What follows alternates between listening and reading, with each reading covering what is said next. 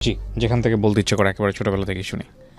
জি ভাইয়া, আমি যখন বুঝতে শিখি তখন আমার 4 বছর বয়স। আচ্ছা। তখন আমার মা, আমরা 4 ভাই বোন, 2 ভাই 2 বোন। আচ্ছা। আমার আব্বা যুদ্ধের সময় কোপ খেয়ে ব্রেনটে সমস্যা হয়ে যায়। এটা কি সমস্যা, মুক্তিযোদ্ধা ছিলেন উনি? উনি মুক্তিযোদ্ধা ছিলেন, কিন্তু ওনার যে ডকুমেন্টস, উনি যে ব্রাঞ্চে কাজ করছে বা ওনার যে টোকেন ছিল, নম্বর ছিল, এগুলো আমার বড় চাচারা সব আত্মসাৎ করে নিছে কাগজপত্রর সাথে। যাই হোক, ওগুলোর আমাদের দরকার নেই। বাট আমার আব্বা কোপ খেয়ে পাগল হয়ে যায়। আমার আম্মা 4টা ছেলে মেয়ে নিয়ে, সে একটা মহিলা মানুষ, জীবনের সাথে যুদ্ধ করতেছে।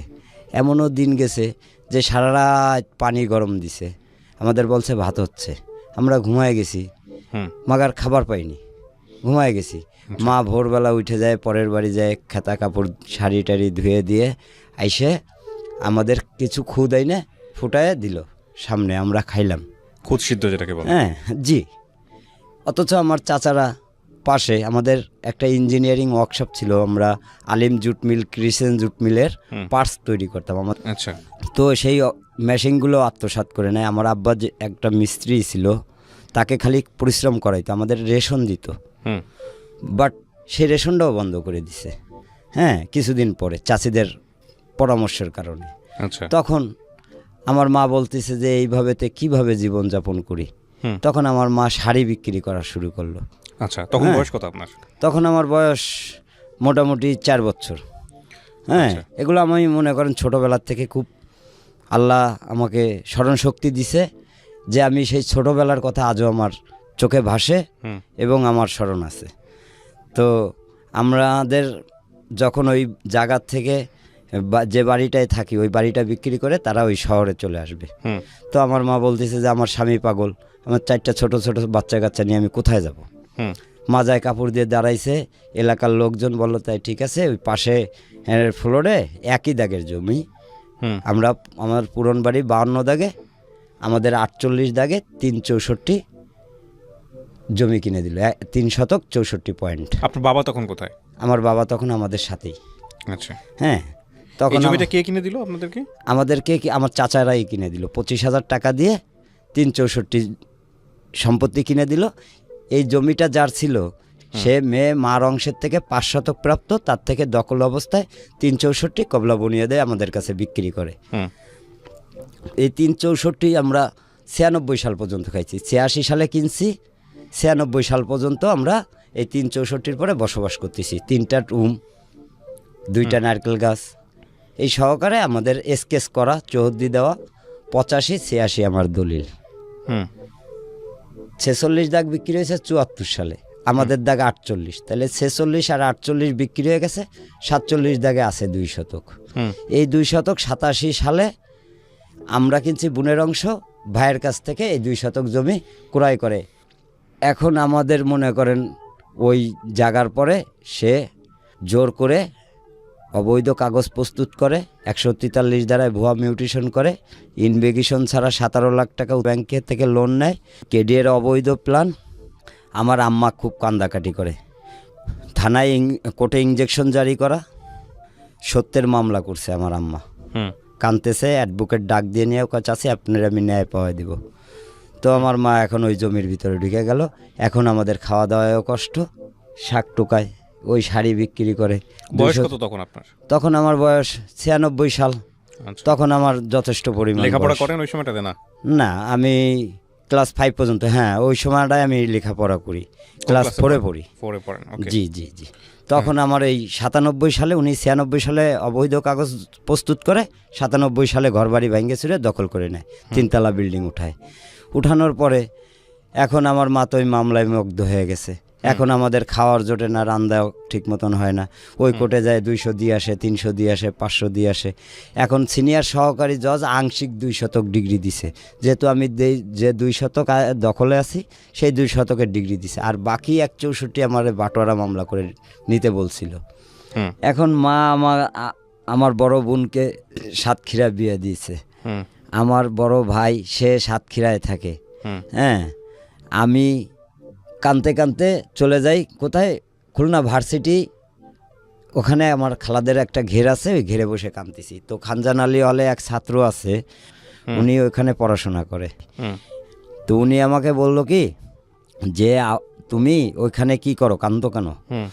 তো আমার চেহারা ছবি খুব নাইস ছিল তখন, আমাকে উনি পছন্দ করে আমাকে ওনার সাথে রাখছে। তো আমি ওনার সাথে খুলনা ভার্সিটিতে 4 বছর ছিলাম। তো বলে যে আপনি ওখানে? আমি ওনার খেজমত করতাম, ওনার কাপড় চোপড় ধোয়া, ওনার নাস্তা এনে দেওয়া, মানে 24 ঘন্টা ওনাকে আমি সার্ভিস দিতাম। তো ওখান থেকে উনি পড়ালেখা শেষ করলো। উনি আমাকে বলল যে তোমার আসলে কি উদ্দেশ্য? আমি কই দেখেন, আমি আমার মাকে কথা দিছিলাম যে আমি বড় হয়ে তোমাকে ন্যায় পাওয়াই দেবো যদি তোমার ডকুমেন্টস ঠিক থাকে।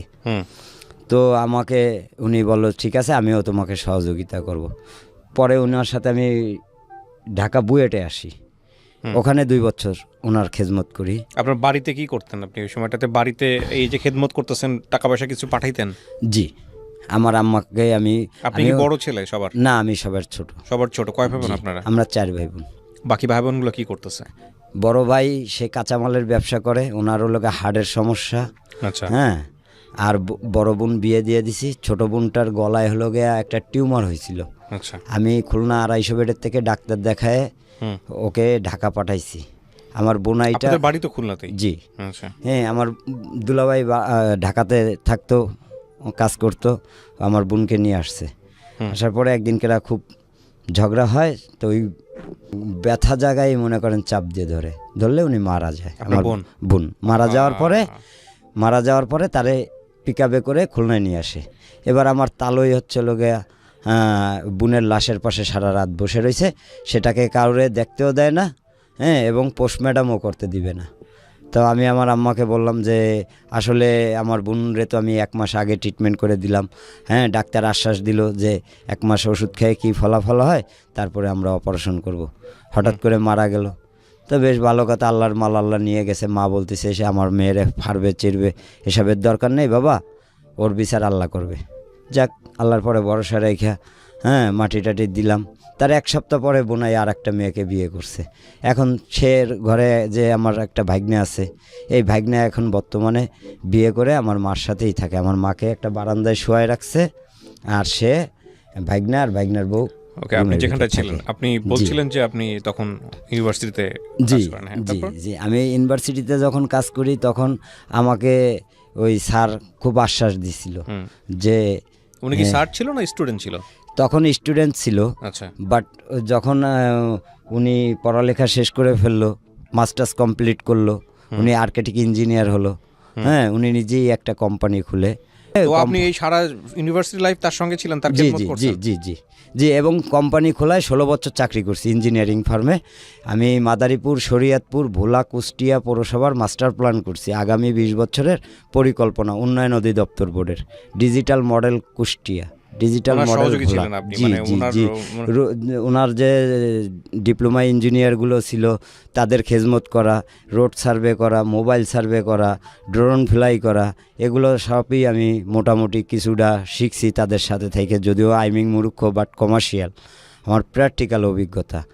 তবে আমার একটা বিশ্বাস ছিল যে আমার আম্মা মোড়লগঞ্জ শাড়ি বিক্রি করতে গেছে, হ্যাঁ, এক দেশের থেকে আরেক দেশে, আমি কোলের পরে এই সমান পেরি কাদার ভিতর ডাইবে গেছে, তো উঠতে পারে না, আমাকে কোলের থেকে থয়েও না, আধা ঘন্টা ওই পেরি কাদার ভিতরে আমাকে নিয়ে দাঁড়ায় রইছে।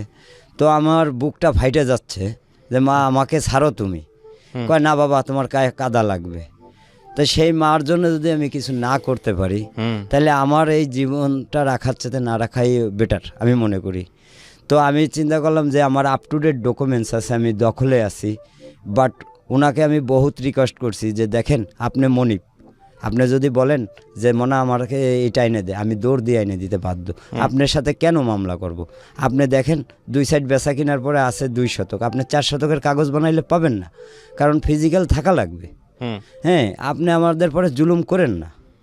পরে উনি 143 দ্বারা যখন ভুয়া মিউটেশন করে তখন আমি 150 দ্বারা 150 রেকর্ড সংশোধনী মামলা করি। তখন এসিল্যান্ড কমান্ড করে সার্ভেয়ারে যে যায় সরজমিন মাপেন, সে মাইপে আমাকে স্কেচ করে দেয় না, নায়ব রিপোর্ট দেয় না। তাহলে আমি তো সব জায়গায় খরচ দিছি, তাহলে আপনারা গেলেন স্পটে, হ্যাঁ আপনারা কাজ করলেন, অথচ আমাকে রিপোর্ট দিচ্ছেন না, তাহলে আমি রায় নেব কীভাবে? তখন সার্ভেয়ার ওই উনাকে বলে যে ওর সাথে একটা রিকোজিশন করেন। তো উনি রিকোজিশন কি করলো, পরের দিন আমারই এলাকার বড় ভাই তাকে দিয়ে আমাকে জানে মেরে ফেলানোর চেষ্টা করে। তো মাথার পরে হাতুড়ি দিয়ে বাড়ি মারে, তো আমি ওইটা ঠেকাতে যাই, আমার এই হাতটা ভেঙে যায়। প্লাস এর আগেও একবার আমাকে ধরে নিয়ে গেছিলো পাইকগাছা কয়রা ডাকাতরা, এই যে পার রক কেটে দিছে, মানে আমি ঠেলা দিছি, রকটা কাটতে পারিনি, বাট চাপাটির কোপটা রাইখে গেছে। আমি নদীর ভিতরে লাফ দিছি, নাক চার হাত পাও ছেড়ে দিয়ে ভাসতে ভাসতে মনে করেন এরকম 7-8 মাইল পথ ভাসতে ভাসতে গেছি। তারপরে উঠা আমি দৌড়াইতে দৌড়াইতে মেন রোড পাইছি। আর এই জমিটা কোথায়? জমিটা খুলনা। মানে কি এটা কি প্রপার জমি, শহরের জমি? জি জি। এই জমির দাম কত? 1 শতক সম্পত্তির দাম 15 লাখ টাকা। ওনার ভিতরে গেছে আমার 1 শতক 56 পয়েন্ট, ভূমি অফিস মাইপে দিছে। এই 1 শতক 56 পয়েন্ট নিয়ে ঝামেলা নাকি পুরো জমিটা নিয়ে ঝামেলা? এখানে আমার 3টা ফ্লোট আছে, যেমন 48, 49, 50 3 দাগে। আমার মার নামে রেজিস্ট্রি পাওয়ার রয়েছে 2 শতক। 21 সাল পর্যন্ত খাজনা দেওয়া, ভূমি অফিস মাইপে দিছে। 1 শতক 8 পয়েন্ট আমার দখলে, 92 পয়েন্টের পরে 2 রুম উঠাই রাখছে। হ্যাঁ, ওনার কাগজে আছে 5 শতক, উনি 6 শতক গিরে বসে রয়েছে। ইনার লোকে আছে 2 শতক, উনি 3 তলা বিল্ডিং উঠাই রাখছে 364। ওনার দলিলে আছে 4, ফিজিক্যাল আছে 356, RSA আছে 364। উনি বসে আছে 23,247 দাগে, ওনার পর্চায় আছে 23,255। কোনোটার সাথে কোনোটা মিল নেই। আমি মূল মালিকের দলিল হচ্ছে 1934 সালে, 30 শতক জমি, 60টা ফ্লোট, 46 দিয়ে শুরু হয়েছে, 52তে শেষ হয়েছে।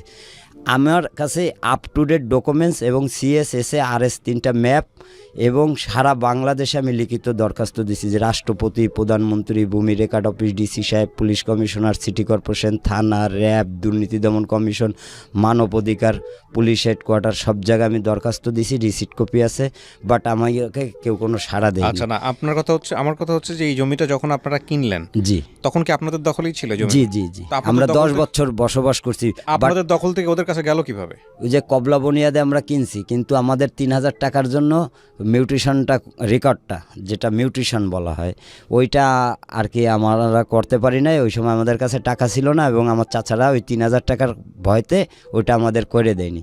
উনি এই মোল্লাহাটের থেকে এখানে ট্রান্সফার হয়ে আসছে খুলনায়। উনি একটা চেয়ারের লোন পায়, একজন অফিসার, বাট উনি কিনছে 2 শতক। এখন ওনার এখানে যদি বিল্ডিং করতে হয়, লোন পাস করাইতে হলে, তাহলে 364 লাগবে। 3.5 শতকের নিচে KDA প্ল্যানও দেয় না, ব্যাংক লোনও দেয় না। তো উনি আপনাদের জমি থেকে দেখাই দিছে? হ্যাঁ, এটা ইনভেগেশন ছাড়া 17 লাখ টাকা লোন নিছে। KDA-র অবৈধ প্ল্যান, আমি KDA-তে কমপ্লেনও দিই। সে বলে যে তুমি ওই আংশের সত্যের মামলার আংশিক ডিগ্রি স্টে দিয়ে আসেন। তা আমি বলি যে এখানে কোর্টের সাবজেক্ট আসবে না, এখানে সে দুর্নীতি করছে, আপনারা এটা ফলো করবেন। আপনারা ইনভেগেশন ছাড়া কীভাবে আপনি আমার জমির পরে তাকে প্ল্যান দিলেন? আপনারা কীভাবে ইনভেগেশন ছাড়া আমার জমির পরে লোন দিলেন? আপনারা ইনকোয়ারি করছেন? আমার এটা যখন দলিল হয়েছে 23,248 দাগে, তখন এটা 74 হয়েছে, পরপর এসকেস হয়েছে। হ্যাঁ, তাহলে আপনি কেন এই এসকেসের ভিতর ঢুকতেছেন? আমার RS ম্যাপের থেকে কাইটা নিচে একদম স্পষ্ট চায় রয়েছে। আমি আইনকে শ্রদ্ধা করি, আইন সবার ঊর্ধ্বে, আইন আমরা মানতে বাধ্য। আপনাকে এরকম অত্যাচার করলো কারা তাইলে? এই যারা আমার জমিটা খাচ্ছে, তারা আমার সাথে ব্রেনটেও পারে না, আমার ডকুমেন্টসের সাথেও পারে না, যার কারণে চিন্তা করছে যে বাইসে থাকলে আমরা এই কোটি টাকার সম্পত্তি হারাবো, আমার এই 3 তলা বিল্ডিং থাকবে না, আমার ইজ্জত থাকবে না, আমার মান সম্মান থাকবে না। তা এর কারণে আমি, আমার ওয়াইফ থাকে শ্বশুরবাড়ি 10 বছর ধরে, ছোট ছেলে নিয়ে, বড় ছেলে ক্লাস 9 পর্যন্ত পড়ে, আমি আমার এই স্যারের কাছেই দিছিলাম এই 2.5 বছর। এই 2.5 বছর উনি যখন ওনার কাছে যখন দেই, তখন আমি বলছি যে ভাইয়া, আপনি তো আমারে 8,000 টাকা স্যালারি দিয়ে দিনরাত 24 ঘন্টা সার্ভিস নিছেন, বাট আমার ছেলেকে দিচ্ছি, আমি আপনাকে লাইক করি, যার কারণে আপনি ছোটোবেলার থেকে আপনার সাথে, বা আমার ছেলের ভিতরে আপনার প্রতি যে ভালোবাসাটা ঢুকাইছি সেইটা আপনি ধরে রাখবেন। হ্যাঁ, তো উনি 8,000 টাকা বেতন দিতে চাইছে ওকে স্যালারি, আমি সেটাই মাইনে নিছি। তারপর বলছে যে আমি বলছি যে ছেলের ভবিষ্যতের জন্য আমার 1 টাকাও চাই না, ছেলেটা পড়ালেখা শিখাইতে পারলাম না অর্থর অভাবে, তো আপনি স্যার এর ভবিষ্যতের জন্য 2,000 টাকা আপনি ডাইনে থুয়ে ওকে খাওয়াবেন, কি খাওয়াবেন কোথায় রাখবেন এটা আপনার ব্যাপার। তো অফিস টাইম হচ্ছে লোকে 9টা থেকে 5টা। কি করে ও? ওই যে আমি যা করতাম তাই।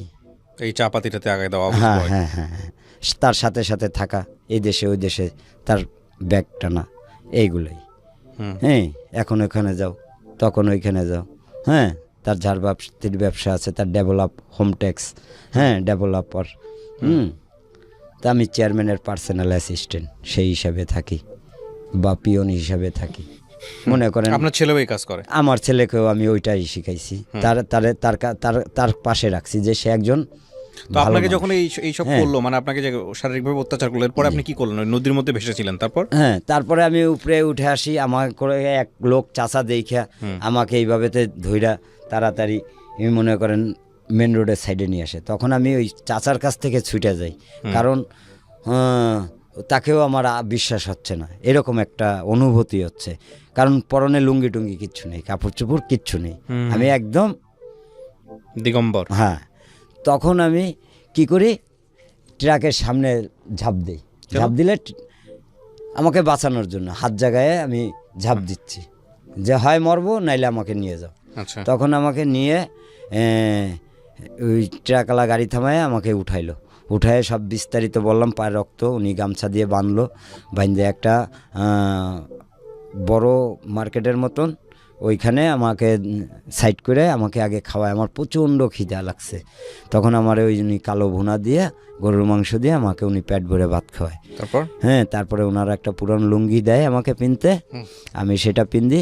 পরে আমার ধোলাইখাল, ঢাকা ধোলাইখালে উনি কন্টিনেন্টালটা ওখানে মাল নামবে, উনি আমারে ওখানে নামাই দিয়ে 200 টাকা দেয়, কয় তুমি এই দিয়ে একটা গেঞ্জি কিনো 100 টাকা দিয়ে, আর 100 টাকা দিয়ে তুমি তোমার গোপন স্থানে চলে যাও, যেভাবে তো হোক। তখন আমি এই আইসে এই ফকিরাপোল ভ্যান গাড়ি চালানো শুরু করি। মানে এলাকা ছেড়ে দিলেন? এলাকা ছেড়ে দিছি। জীবনের ভয়? জীবনের ভয়ে ছাড়িনি, কারণ এখানে ছাড়ছি এই কারণেই যে আমি আমার মাকে কথা দিছি। মা কই তখন? হ্যাঁ, মা তো বাড়িতেই। মা বাড়িতে? হ্যাঁ, মার পরে আপনাকে যে এই মাঠটা দিল, এটা কি আপনার বাড়ি থেকে নিয়ে গিয়ে? বাড়ি থেকে কত দূর? বাড়ি থেকে সামনে একটা মোড় আছে, এতিমখানার মোড় বলে ওটাকে, ওই এতিমখানার মোড়ে আমাকে নিয়ে প্রথমে। যারা মারছিল এদেরকে চিনতে পারছেন? উনি আমার এলাকারই বড় ভাই, ওনার এর আগের দিন চিংড়ি, গলদা চিংড়ির মাথা বড় বড় এগুলো কিনে ওনার বাসায় আমি আগুয়ে দিয়ে আসছি।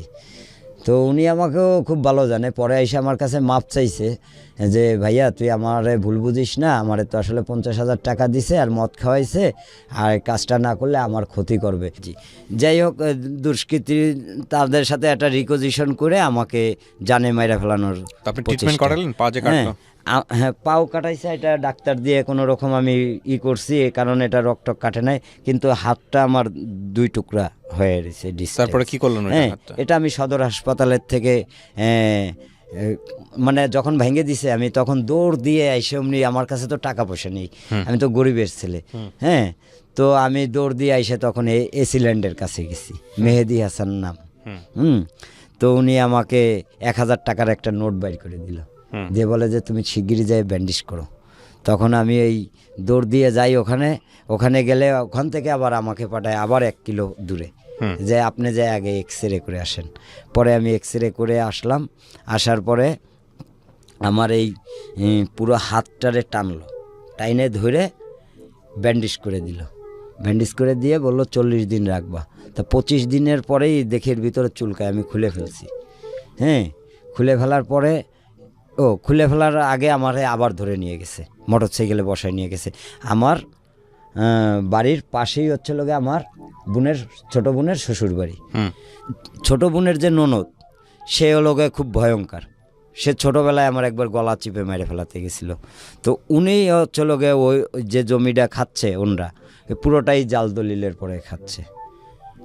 এদের কোনো 1 টুকরো সম্পত্তি নেই, এরা পুরোটাই জাল দলিলের পরে খাচ্ছে। মূল মালিক হচ্ছে লোকে এসএ রেকর্ডের মালিক। আপনি মামলা করার পরে মামলা থেকে কি বলছে? মামলা থেকে এই যে সিনিয়র সহকারী জজ আংশিক ডিগ্রি দিছে 2 শতকের, বাকি 1/64 বাটোয়ারা করে নিতে বলছে। বাটোয়ারায় যে আমাকে প্রাথমিক ডিগ্রি দিছে, যেহেতু ওখানে এই যে বিবাদী চেঞ্জ করে দেওয়া হয়েছে। 48 দাগের জমি নিয়ে গেছে 47 দাগের মালিক, ওখানে 1 নং বিবাদী বানাইছে 46 দাগের মালিকরে। তাহলে 46 তো আর 47 ডেঙ্গায় 48-এর জমি নিতে যায় না, তাহলে উনি কেন 1 নং বিবাদী হবে? এখানে অ্যাডভোকেট একটা যোগ সাজেশন করছে।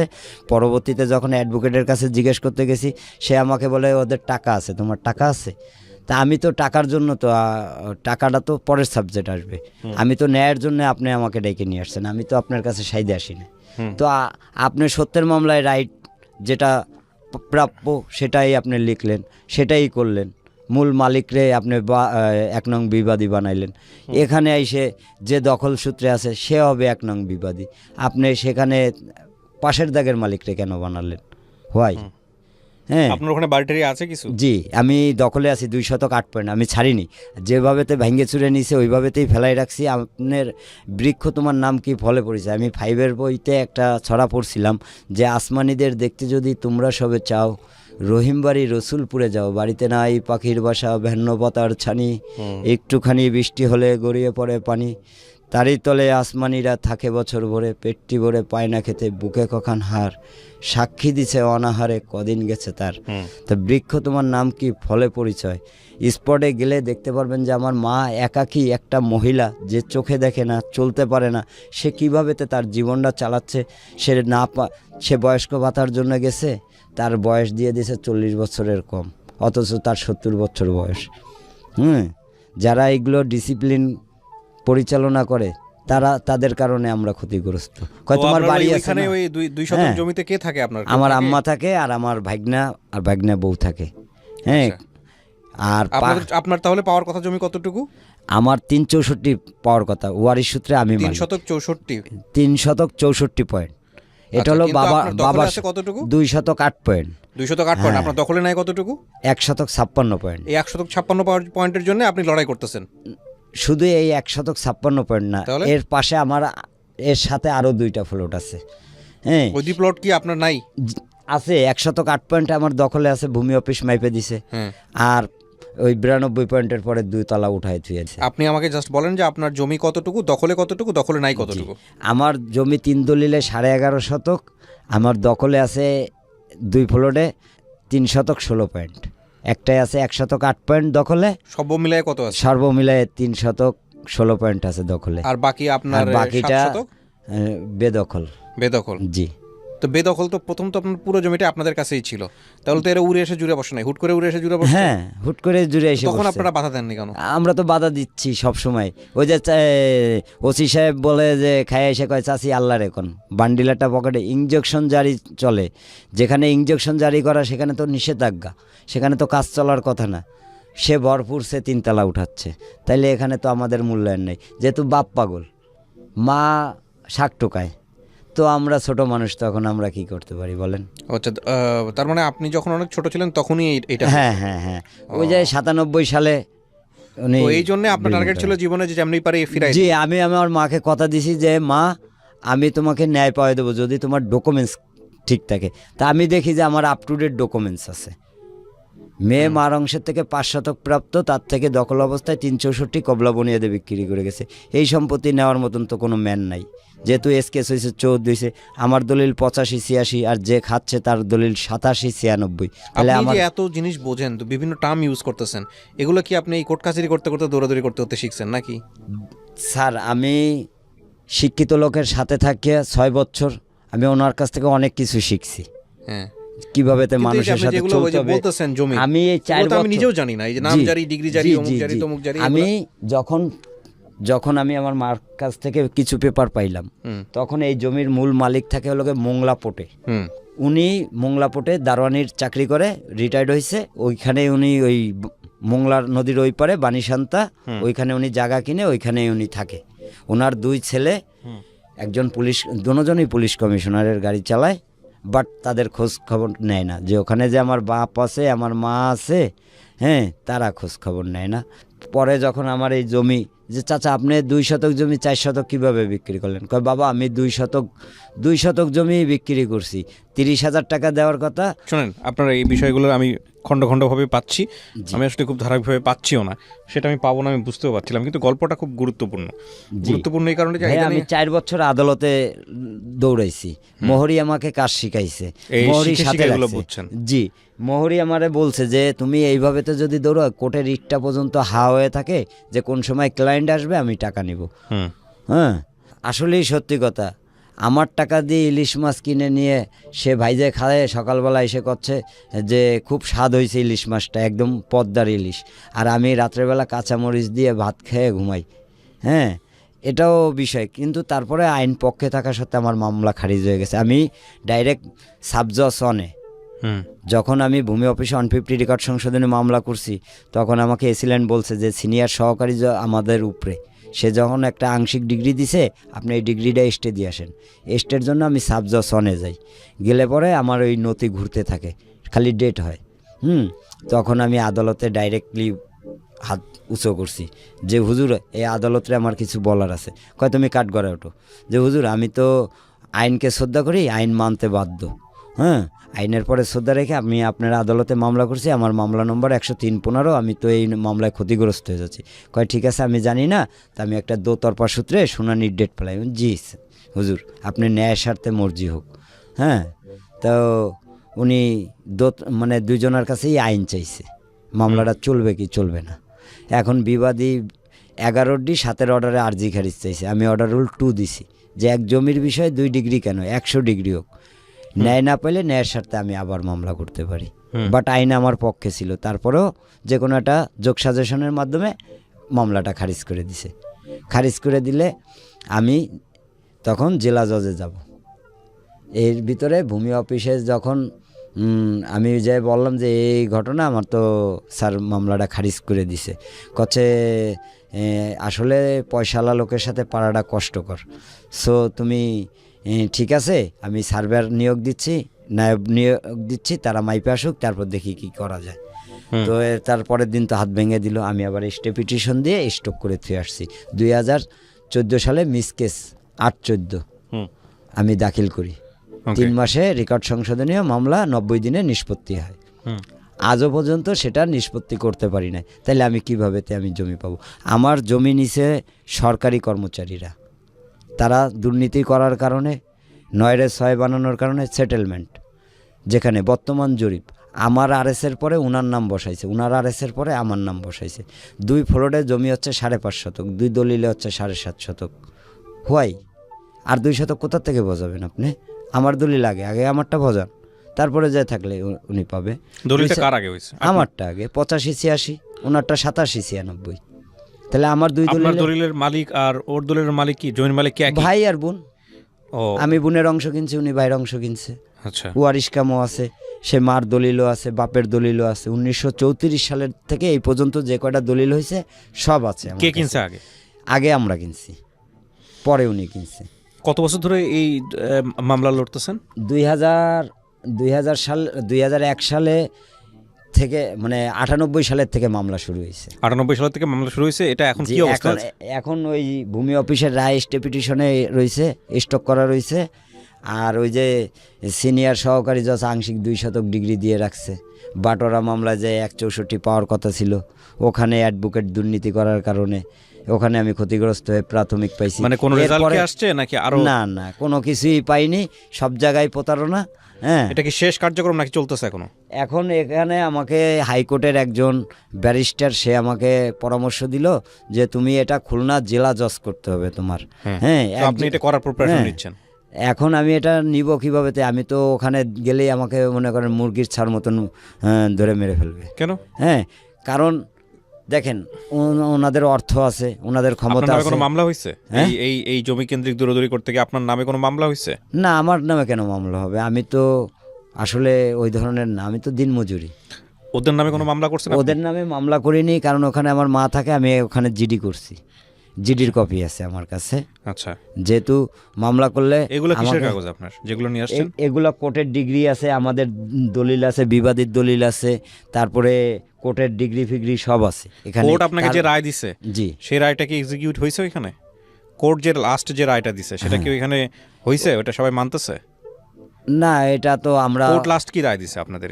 কোর্ট এই যে আপনাকে জমি বুঝাই দিছে নাকি আপনি পান না, নাই? পাইনি আমি। তাহলে কোর্ট ওদের পক্ষে রায় দিছে। জি জি তো কোর্ট ওদের পক্ষে রায় দিলে তো আপনাকে এটাই মানতে হবে, কিছু করার নাই তো। না, কোর্ট তো এটা এখানে তো দুর্নীতি হয়েছে। সেটা তো আপনি আপনার জায়গা থেকে কতটুকু দখল করবে জি এবং এই জমি কেন্দ্রিক জটিলতায় যে আইনি জটিলতা সেটা অনেক বড়। অনেক বড়।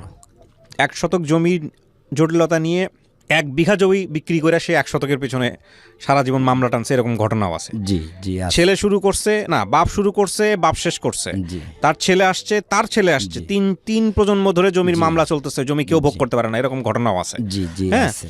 এবং এখান থেকে লাভবান হয় হচ্ছে যারা আলটিমেটলি এই আইন বিচার এগুলো নিয়ে দৌড়দৌড়ি করে। আপনি যেটা বলতেছিলেন যে উকিল থেকে শুরু করে অসাধু লোক জি, যারা জি, থাকে তারা জি। অনেক সময় লাভবান হয়। হ্যাঁ। তো এখন কথা হলো যে এটা শেষ গন্তব্য কোথায়? আপনি কি হাল ছাড়বেন নাকি হাল ছাড়বেন না?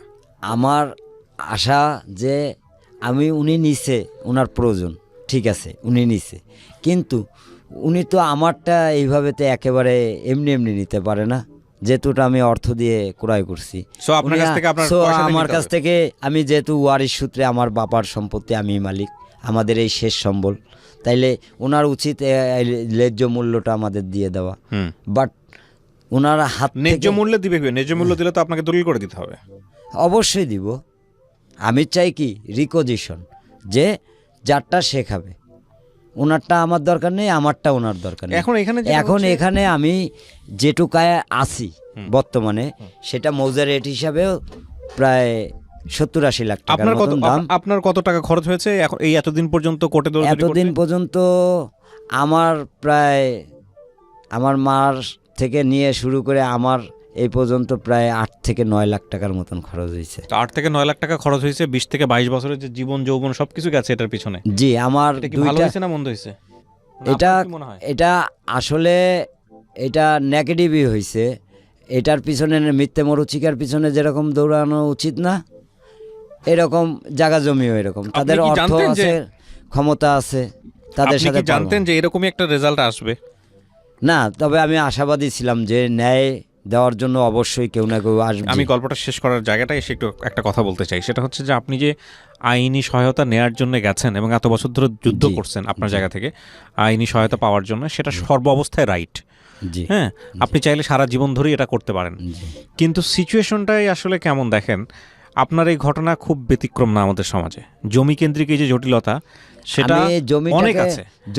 জমি বাইসে থাকার জন্য হাজার হাজার কোটি টাকার দরকার হয় না, হয় কি একটা ভালো মনের, না, তাই না? আমি ওইটা বাদ দেন। আপনি এখন পরের কথা হচ্ছে যে আপনার জেনারেশন এটা পারলো না, জি এর পরের জেনারেশন সেটা টানতে পারবে, জি এর পরের জেনারেশনও পারবে। জি আইনি সুযোগ নেওয়ার সুযোগ আছে। জি কিন্তু আমি মনে করি এই জমি কেন্দ্রিক জটিলতায় জি সর্বোত্তম পদ্ধতি হচ্ছে হলো যেই দুই পক্ষের মধ্যে ঝামেলা হচ্ছে তারা বসে জি মীমাংসা করে ফেলা।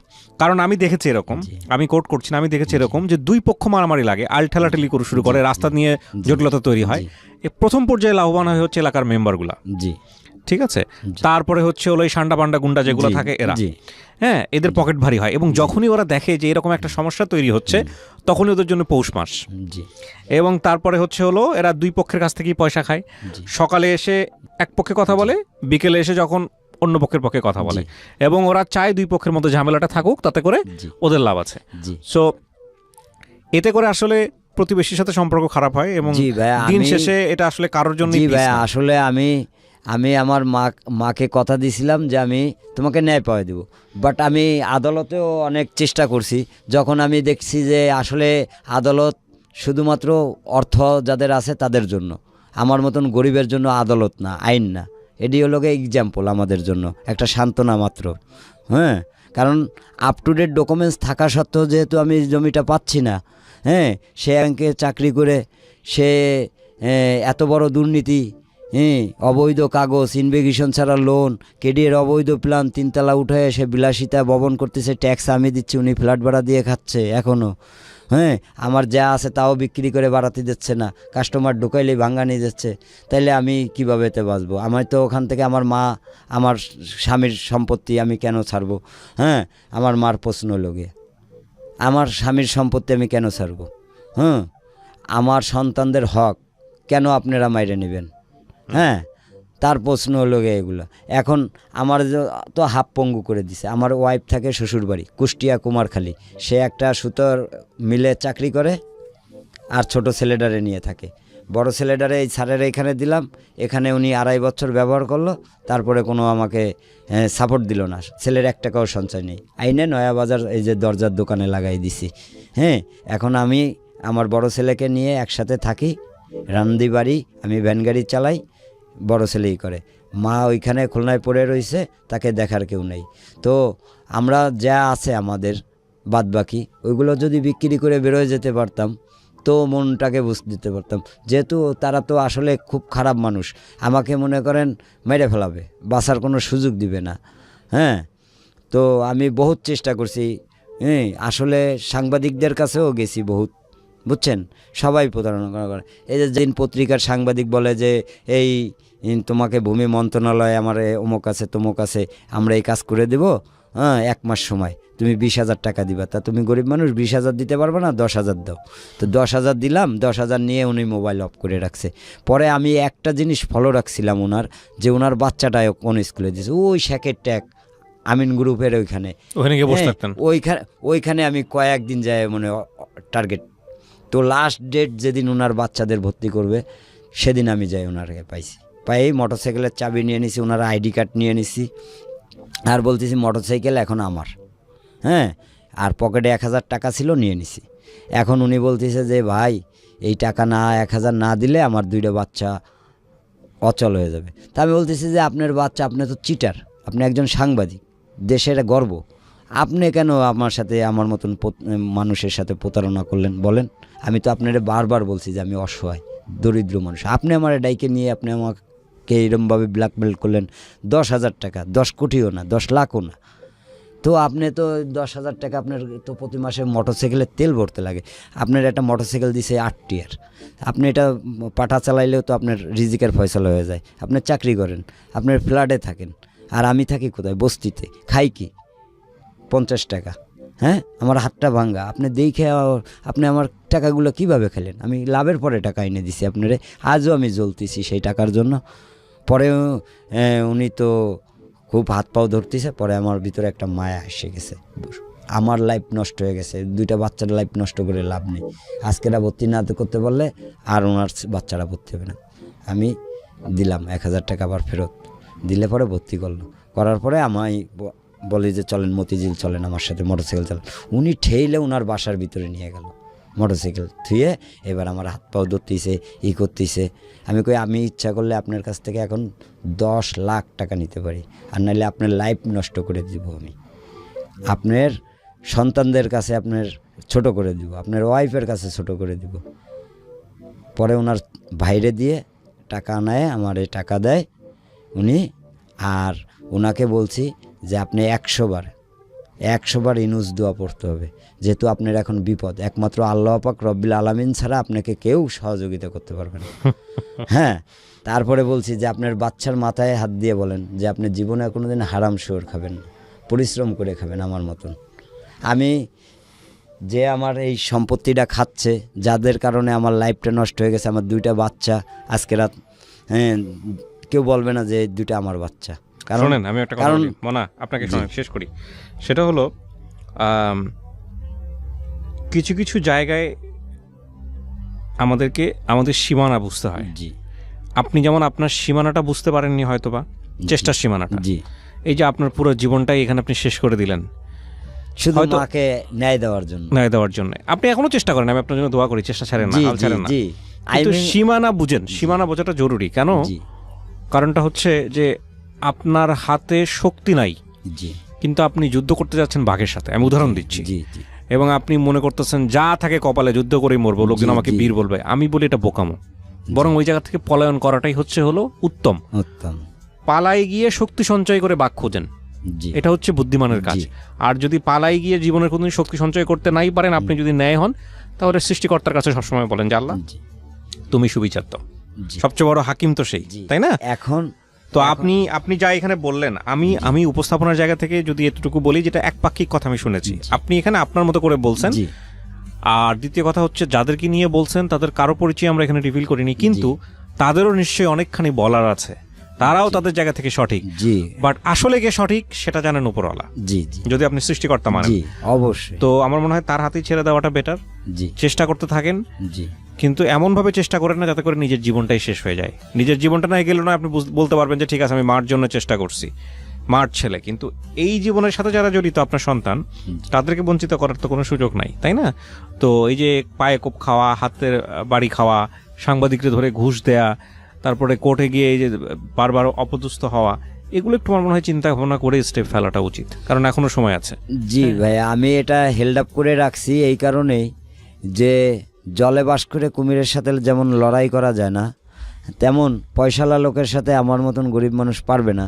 বাট আমার যেগুলো বর্তমানে আছে legal way, up to date, আমি দখল আছি, আমার আপ টু ডেট ডকুমেন্টস আছে, সেগুলো তো আমি বিক্রি করে আমার মাকে নিয়ে বেরোয় আসতে পারি যে ভাই তোমরা যেটুক নেওয়ার তা তো নিশ্চয়ই, আমরা চাই না, আমাদের বাঁচতে দাও, সেই শুরু ঠিক আছে, থেকেই বলে ওকে। আসতেছি। প্রিয় দর্শক এবং শ্রোতা, আমি শুধু গল্পটা এই কারণ আমি সাধারণত জমি কেন্দ্রিক জটিলতা গল্পগুলো আপনাদের সামনে উপস্থাপন করি না, কিন্তু এগুলো প্রচুর আমার কাছে মেইল আসে, প্রচুর। জমি আর ঋণ বিষয়েও আমি কিছু গল্প তুলে নিয়ে আসতে চাই আপনাদের কাছে, তবে জমি বিষয়ে আমি মনে হয় এই প্রথম কোনো এপিসোড করলাম আমার এন্টায়ার ক্যারিয়ারে 10-12 বছরে।